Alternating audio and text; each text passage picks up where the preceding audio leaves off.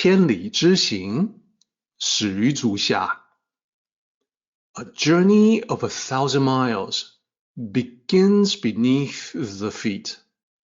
We now gather in the Tao to travel the journey together. Welcome to Tao Talks with Derek Lin, where we take a deep dive into the Tao Te Ching by Laozi.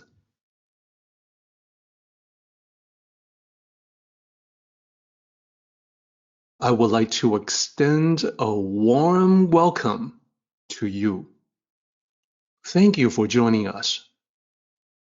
I would like to invite you to center your thoughts and direct your attention to this moment in time, to the here and now, to be fully present and mindfully aware as we all ready ourselves for the sacred process in the Tao with one another.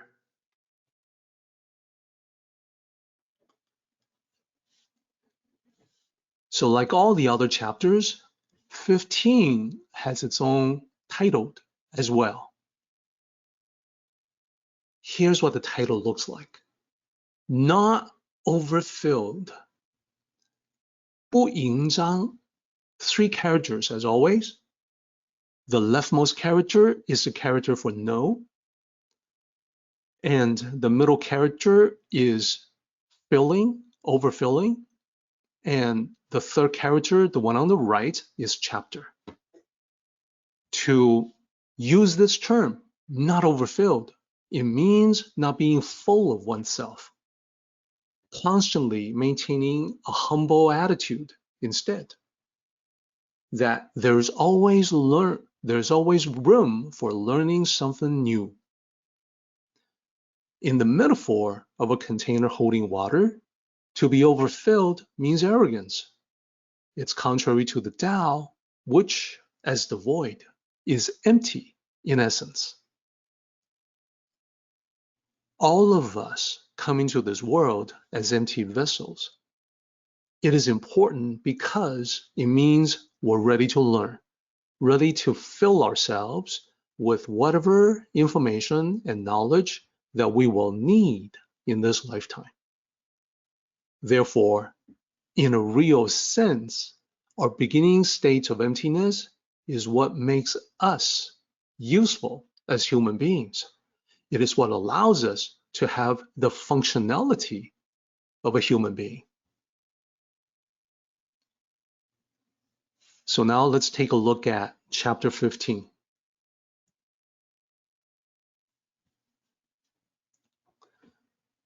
Tao Te Ching, chapter 15. The Tao masters of antiquity, subtle wonders through mystery, depths that cannot be discerned, because one cannot discern them. Therefore, one is forced to describe the appearance. Hesitant, like crossing a wintry river. Cautious, like fearing for neighbors. Solemn, like a guest. Loose, like ice about to melt. Genuine, like plain wood. Open, like a valley. Opaque, like muddy water. Who can be muddled, yet desist, in stillness gradually become clear? Who can be serene, yet persist, in motion gradually come alive? One who holds this Tao does not wish to be overfilled. Because one is not overfilled, therefore, one can preserve and not create anew. So this is a long chapter similar to 14. Our first task, as always, is to divide it up into manageable sections. To do that, we would scan the Chinese characters top to bottom, looking for similar characters that repeat themselves from one line to the next. So I think you can easily see from line 6 down to line 12 that the second character is the same for all of them. Let me go ahead and highlight them for everybody. So that particular character in classical Chinese serves as a punctuation mark. It is what's translated as a comma in the English side of the equation. And to the left of it, the first character in each line, it's an adjective, a description. So now you can see that from 6 to 12, it's a section that we can divide from the first section. So by identifying the second section, we also identify the first section as everything before that, everything preceding, everything before line 6. In a similar way, everything after line 12 can be seen as the following section.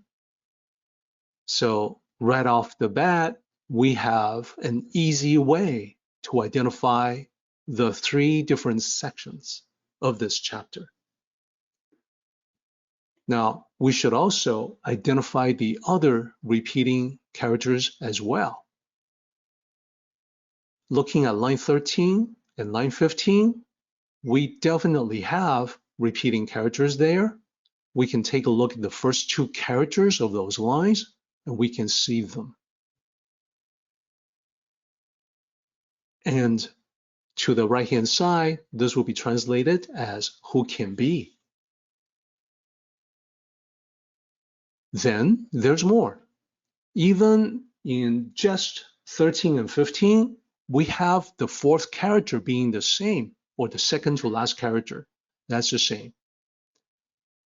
Let me stick to the important parts and identify the other 2 repeating lines, and that's 14 and 16. Please note the middle 2 characters of 14 and 16 are the same. I'll highlight them like this. So now, from 13 down to 16, you see this AB structure. That identifies it as a section because beyond that, the pattern does not repeat. So it looks like this. And this is it. We have now identified the 4 sections of Tao Te Ching 15. We're ready to explore the chapter line by line, starting from line 1.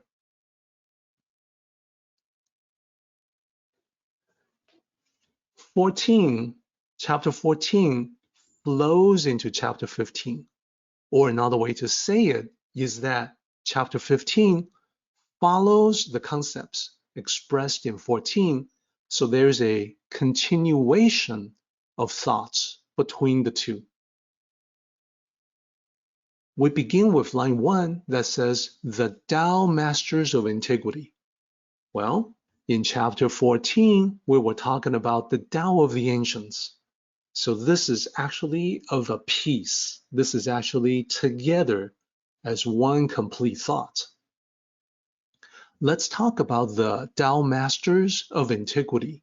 I want to analyze by singling out one character, which is the second from last character there. Shi. In modern Mandarin, the meaning for this character is scholar. In ancient times, it's a little bit different. It carries the meaning mostly of scholar, but it has the added context of someone who balances knowledge, wisdom, and virtues. So the context of scholar by itself is mostly just about knowledge. Now, in the ancient times, someone who learned and studied history and the Tao, they would gain not just the knowledge of what happened when, but also learn from the example of the ancients. That is, they cultivate the Tao as they were absorbing the knowledge. So now let's put it together. We can analyze the first line, character by character. The very first character, 古, means antiquity. That's followed by the character for the apostrophe S. Then we have the character 善 for good. And then we have a character that can be translated as doing or being. Then we have the 士 character, which is the scholar, but in ancient times is the person, the wise one, who balances knowledge, wisdom, and virtues. So not just the Tao cultivator, but also someone who has a lot of learning, a lot of knowledge, the combination of somebody who excels academically, but also spiritually. And then the last character there is the character for those who.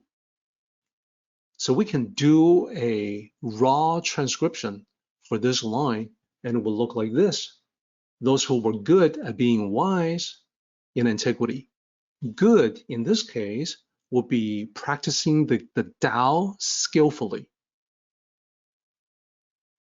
Now, today, as in ancient times, this would describe someone who has mastered the Tao to a sufficiently high level, and you can tell because this person can sail through life easily, joyously. This person may be in a role to teach or share the Tao. This person can be regarded as a sage. If not in such a role, this person is still a highly refined cultivator of the Tao, and therefore can serve as a good example for all of us.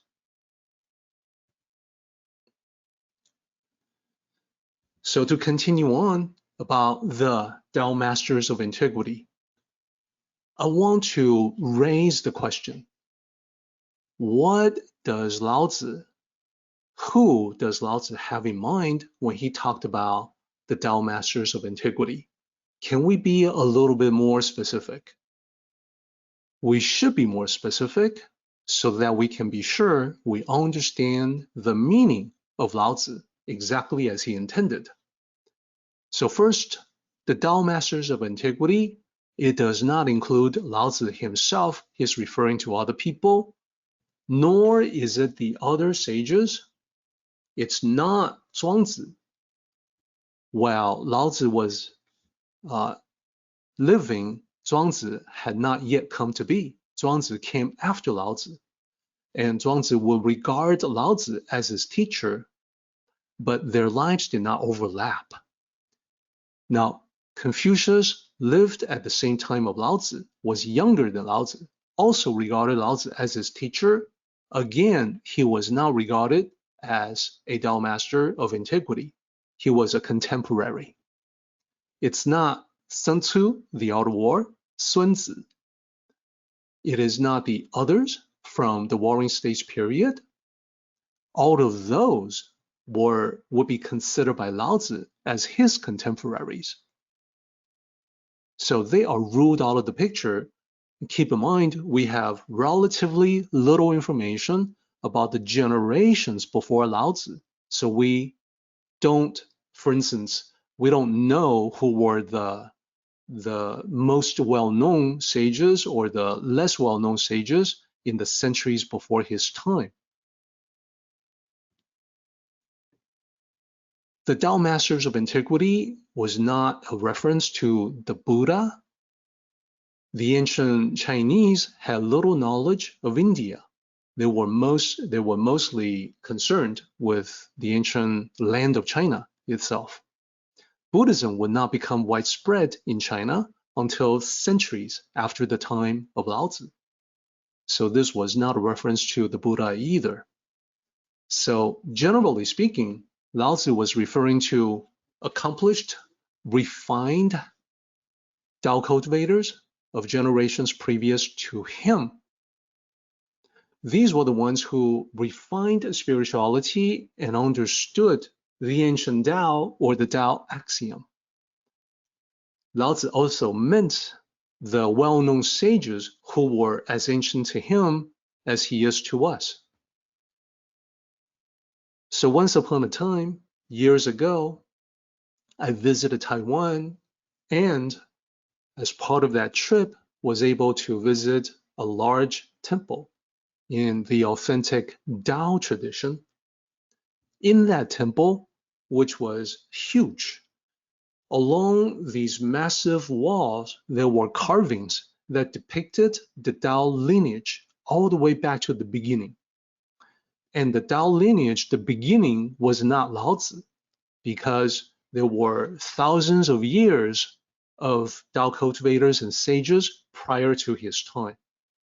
So I walked and walked and walked to the beginning of the stone carvings. And at the very beginning of it, the real beginning of the Tao tradition was actually dating back 4,800 to 4,700 years ago. That's 2,300 to 2,200 years before the time of Laozi. There, depicted on the walls, were San Huang, the three sovereigns. The first of which was Fuxi. He was the originator of the I Ching. The second one was Shen Nong. He was the ruler who originated agriculture. And then in third position, Huang Di, the Yellow Emperor. He was the one who originated the study of medicine. So these were regarded by the time of Laozi as the reverent ancient sages, without a doubt. These were the ones that refined spirituality and understood the Tao axiom. And they had incredible accomplishments, every single one of them. Let's dig in a little bit deeper, starting with line 2. Line 2, as you can see in this slide, it says, subtle wonders through mystery.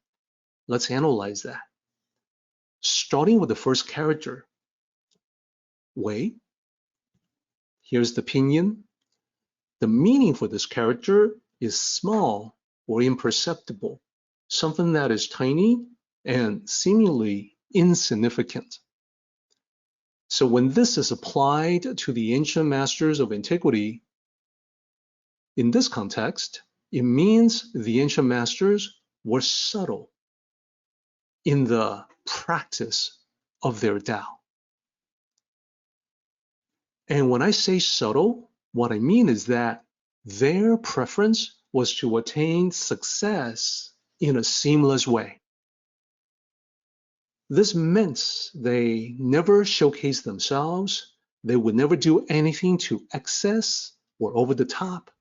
They would use seamless actions of the Tao, which seemed perfectly natural because these actions flowed so smoothly with the current of events. Untrained eyes would miss it completely. Seamless actions of the Tao would be extremely effective, and yet a lot of people would not even realize that it's been done. These masters paid attention to details.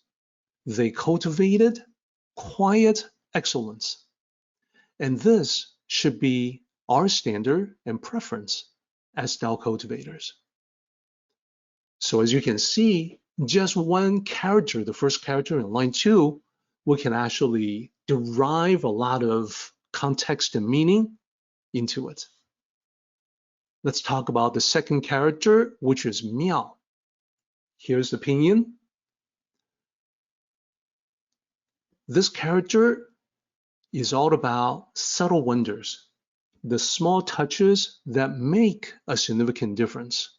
And this is the wonderful aspect of the Tao, because everything gets done just right. Not too much, not too little, not too soon, not too late, just right.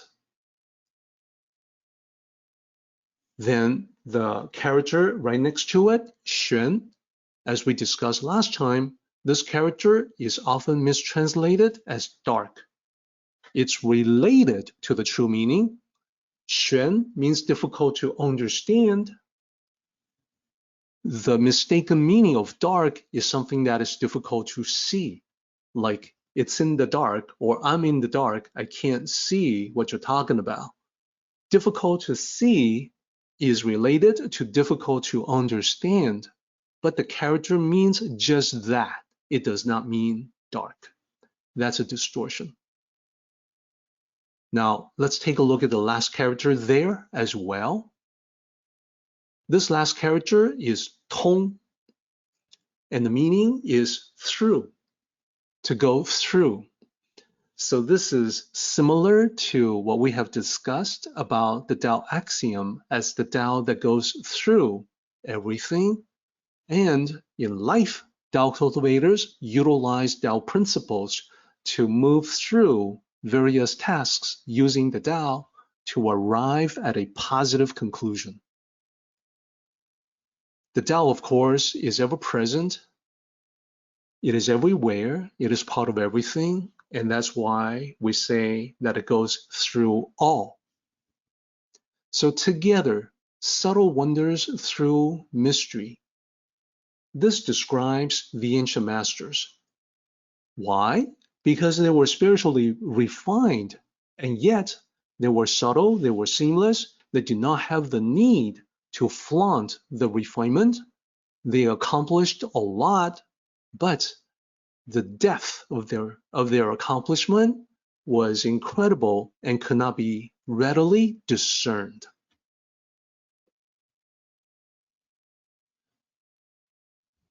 And that's the next line. Depths that cannot be discerned. It is important to realize that the ancient masters did not set out to be mysterious. They did not sneak around in what they did.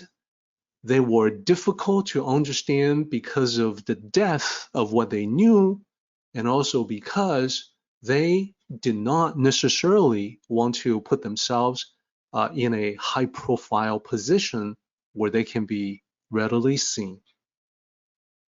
So let's talk about the depth. Depths that cannot be discerned, starting with the first character, shen. So the meaning, as an adjective, it's deep. As a noun, it's depth. And we put it together in line 3, depths that cannot be discerned. So first of all, it's about being profound. The ancient masters were profound in their thoughts and expressions. They also had depth in terms of character. They had a depth of character and mastery in multiple areas of expertise. Now, it really took time because of this depth. It took time for anyone to really get to know them, to know about the incredible works that they have accomplished. Sometimes it is surprising what they could do. We talked about medicine being originated by Huangdi.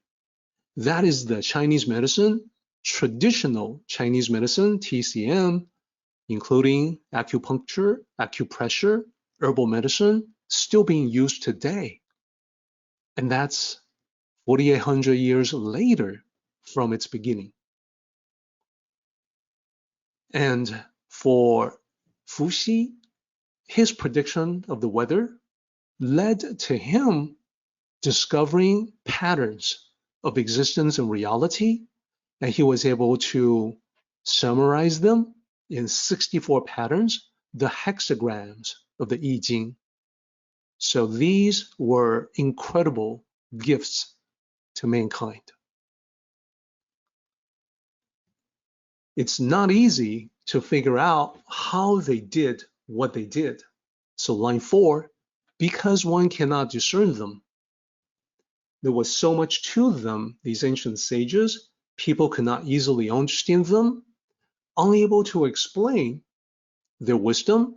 People said these were divinely inspired sages. Hence the term 圣人. So they were called 圣人. The first character 圣 means divinity. Here it means divinely inspired wisdom. 人 is person. A person with divinely inspired wisdom is a sage. So what I just talked about, the 2 out of the 3 ancient sovereigns, when healers looked at the body of knowledge that is traditional Chinese medicine, they, quite frankly, are not able to fully comprehend the vast knowledge from Huangdi about medicine.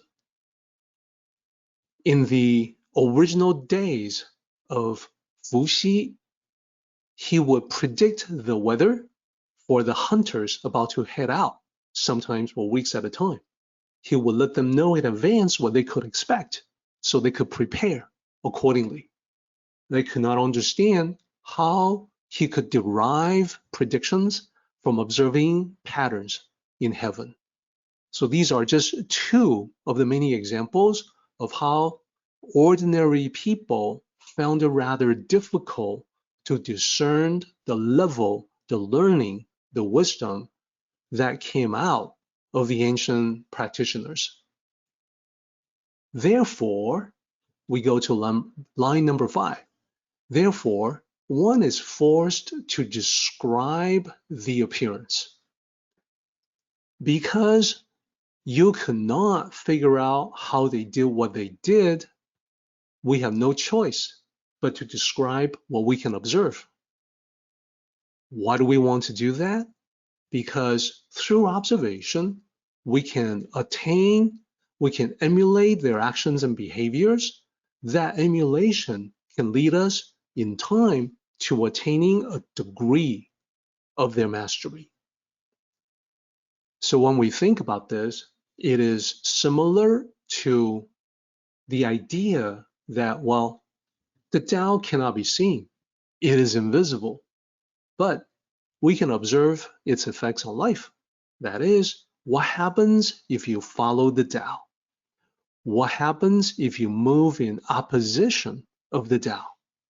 By looking at the effects, we can discern the Tao, even though we cannot see it. So same idea with the ancient sages or the ancient masters of the Tao. And from science, it's the same. We cannot see gravity, and yet we can observe the results of gravity. We can run experiments, and then we can see how gravity affects things. We can measure the speed of falling objects. So there's much more to this particular chapter. Beyond this point, we go into the 7 characteristics of these ancient masters. So rather than to go into the 7 characteristics, we should pause here and go to the summary. Now, we've talked quite a bit about the beginning of chapter 15, so we have part 1 of the summary for that. It's all about the ancient masters. As I said, this is referring to many generations of Tao cultivators and sages over many centuries before the time of Laozi. There are 3 major points to keep in mind in this summary. 3 ways to sum it up. Number 1, the ancient masters attained subtle wonders. Now, the fact that they did was a matter of history. I say that because as the royal archivist, that was his job, Laozi was aware of the ancients. He had access to scrolls that recorded and chronicled these predecessors in Tao cultivation. And a side note is that the majority of the scrolls that he was looking over as the royal archivist, they have been lost to history. Some of them, a lot of them, have been purged and destroyed after the Warring States period was ended and ancient China was united in the Qin dynasty. So we've lost contact with that part of it. But looking at these scrolls that spoke of the ancient masters, Laozi was inspired. His aspiration was to learn from the examples that they set. And you can tell how much Laozi was inspired by the ancient masters because he mentioned them many times in the Tao Te Ching. In chapter 14 of the Tao Te Ching, he talked about wielding the Tao of the ancients for today's existence. That's the chapter we just went through. In a chapter to come, 22, he talked about how the ancients believed the one who yields remains whole. That is a teaching on non-contention. In chapter 42 of the Tao Te Ching, Laozi stated that what the ancients taught, I would also teach. So these examples go on and on. I'll pause here, and next time we can talk about it some more. But the other main point, the second main point, was the incredible depth of the ancient masters. It was because of that depth, it was far from obvious how they were able to accomplish so much. And you cannot just look at what they have done, the results of what they have accomplished, and discern their methods. All the scrolls in the royal archives contained little information on the thought process of the ancients. They contained the fruit of their labors, a classic on change, 易经, a classic on traditional Chinese medicine. This lack of thought process was a primary reason for Laozi to write a summary of Tao concepts. Well, we're holding that summary in our hands because that summary is the Tao Te Ching. In Laozi writing the Tao Te Ching, he talked about not just what the Tao was, but also his own thoughts. This was addressing the lack that he perceived as the royal archivist. Numerous examples here as well. He talked about himself, what he thought. In chapter 67 of the Tao Te Ching, he talked about his 3 treasures. In chapter 20 of the Tao Te Ching, he talked about how he was different from most people, how they were excited while he was quiet. They had surplus, he seemed lacking. They seemed so bright, he seemed obtuse. Examples go on and on. He wanted to talk about not just what he knew, but how he thought. So, back to the ancient masters. We talked about how they produced these great works, like the 易经 and 黄帝内经, plus others. And their methods, mindsets, not so obvious. How do we learn from them? Well, the way to learn was through observation. That is, the way they approached life and the way they treated people. In terms of the way they approach life, they did so with mindfulness, consistency, and simplicity. The way they treated people was with courtesy, warmth, openness, and assistance. There are many more details that we can get into with these observations. That is going to be our focus area for next time. Our meeting has come to an end, but the journey continues on. Until next time, may the Tao fill you with peace and happiness.